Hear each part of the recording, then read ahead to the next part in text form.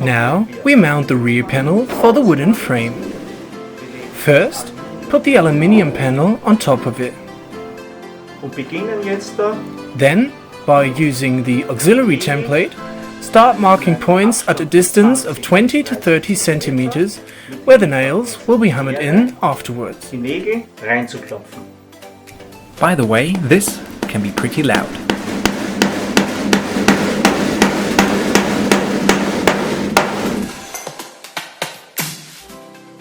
Before continuing with the next step, the collector frame must be turned around. On the outside of the wooden frame, we then mark the drill hole for the connection pipe to the collector pipe at the proper height, and then carefully drill through the timber.